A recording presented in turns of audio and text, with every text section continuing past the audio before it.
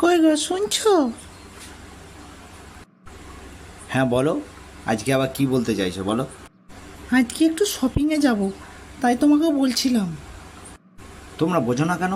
দুদিন পর পর শপিং কেউ করে?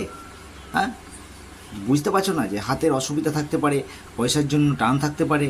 কেন বোঝো না? আমি তোমার টাকার আশা করি না। আমার লক্ষ্মী ভাণ্ডারের টাকা আছে, আমি ওই টাকা থেকে আমার শপিং করে নেব। তুমি কেন সবসময় ওরকম করে মুড নিয়ে কথা বলো? হ্যাঁ হ্যাঁ, তোমাদের এই লক্ষ্মী ভাণ্ডারটা ছিল না, তার জন্য ছেলেদেরকে গরম দেখে বলতে গেলে।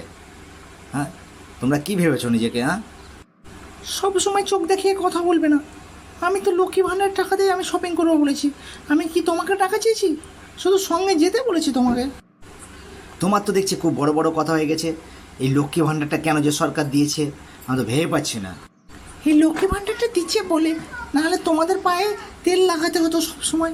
আমাদেরটাও তো হাত খরচাটা আসছে, তোমাদেরকে তো চাইতে হয় না। আমাদেরকে যদি সরকার 1,000-এর জায়গায় যদি 3,000 করে দিত না, তাহলে তোমরা স্বামীকে স্বামী মনে করতে না, তোমরা বাঁদর মনে করতে। 1,000-এ তো বাঁদর নাচিয়ে দিচ্ছ, 3,000 পেলে তো ডালে নাচাতে।